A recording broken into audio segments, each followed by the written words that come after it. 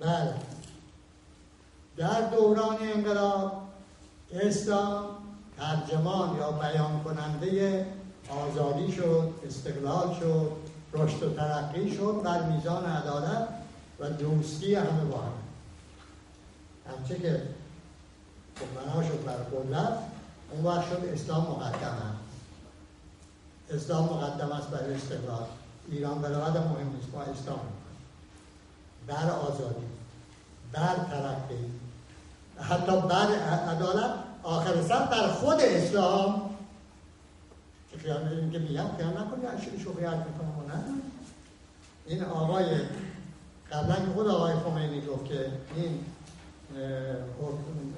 حکومت به اصطلاح حکم اوله و حاکم است بر احکام دین، مقدم و حاکم دارن. یعنی اگر ایجاب کردیم حفظ این حکومت که واجبی از واجبات دین عمل نشود یا حرامی عمل بشود، باید این کار کرد.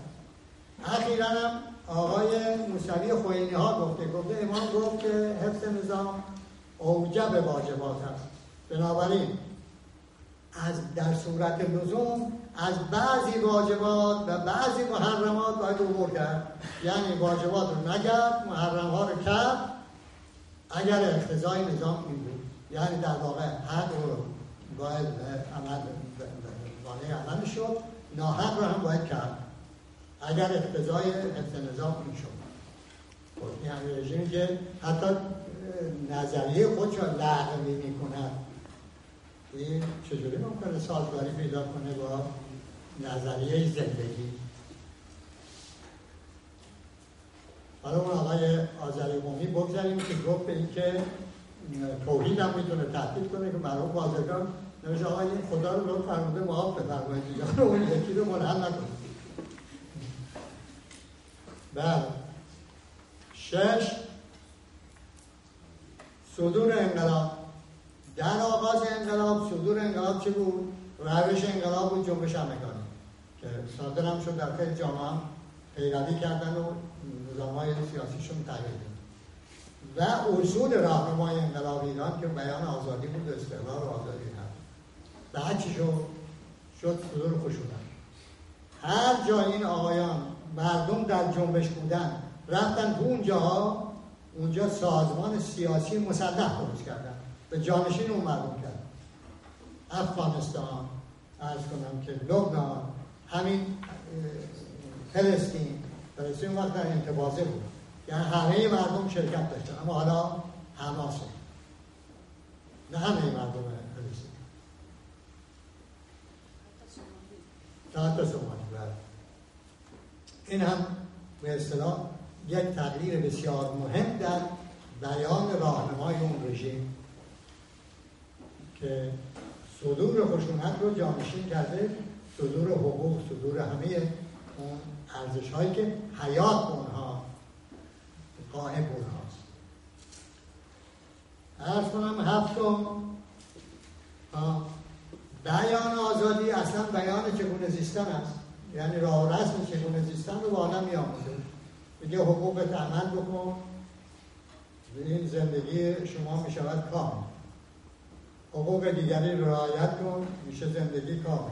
حقوق ملی رو برخوردار باش، میشه کشور روشیاب، آزاد، مستقل، سرفراز. بیان قدرت بیان چگونه زیستن نیست، بیان چگونه مردن است. که قدرت از مرگ همین بیان. باید یکی رو نبله کنی، مثلا در مقیاس اقتصادی بگیم کارگر رو باید استثمار کنی تا سرمایه دار بشود، سرمایه دار صاحب قدرت سرمایه. عرض کنم به شما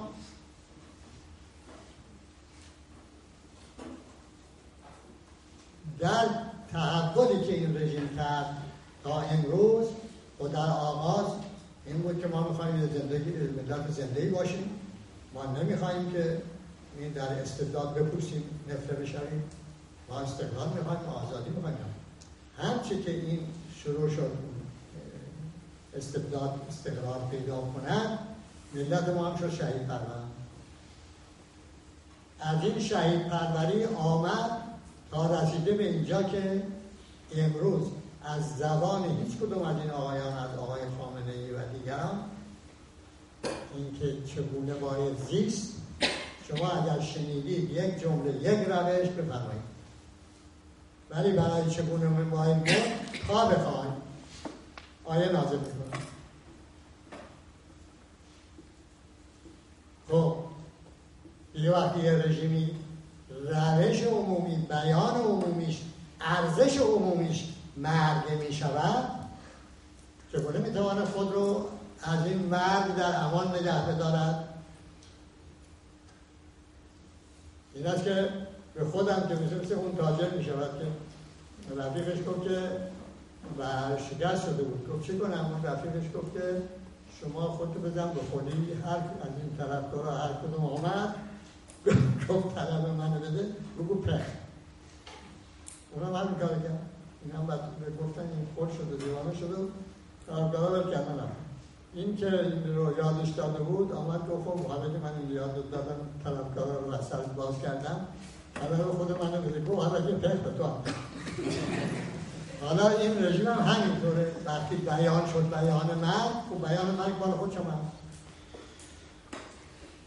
برای اینکه هر کدام از اینا بخوان این بیان رو تغییر بدن، این آقای احمدی نژاد به جای اینکه بره روی خط مرگ و هر روز دارن همین کارو میکنن دیگه. شما ببینید که اون چیزی که به عنوان تکنولوژی و نمیدونم دانش و فلا به رخ میکشن چیه؟ ما آنیم که موشک میسازیم، ما آنیم که من داریم با اتم میسازیم.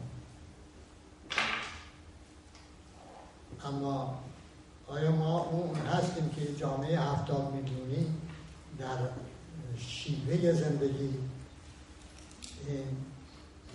بهبودی حاصل شده؟ نه، دیگه مهم نیست. شما تازه در مجازات هم همینا، اون سال 67 اون کشتاری کردم، بعد گفتن که خب حالا اگر کسانی به این بیگناه بودن میرن بهشت. این فلسفه مرگه. عرض کنم به شما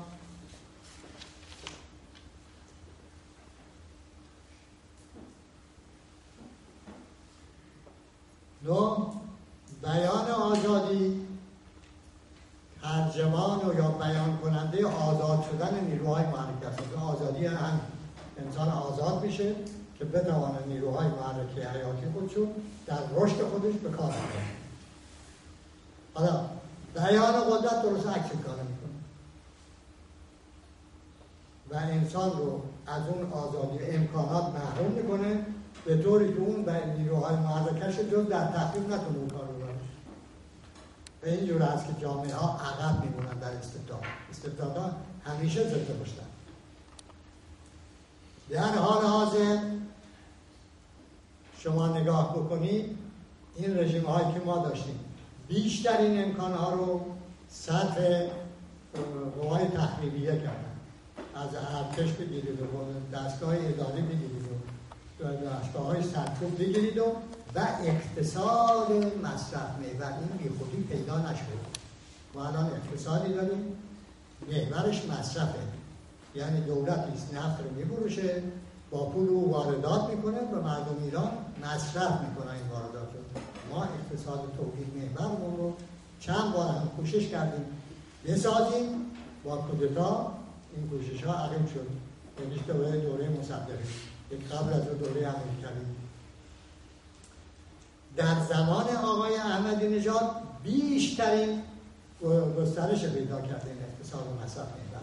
با اون اقتصاد تولید محور بکلی به اصطلاح جمع شده، کوچک شده، ناچیز شده. به این ترتیب شما میبینید که در واقع این ایدئولوژی یا مرام قدرت مرامی است که نیروهای محرکه رو در تخریب به کار میاندازه. برای ما یک فاجعه عظیم است. گمان من این نیست که این بربرد این رژیم بمیرد و ملت حرکتی بکنه به این رژیم پایان بده. به این زودی شما بتوانید این اقتصاد مصرف محور رو به اقتصاد تولید محور برگردانید.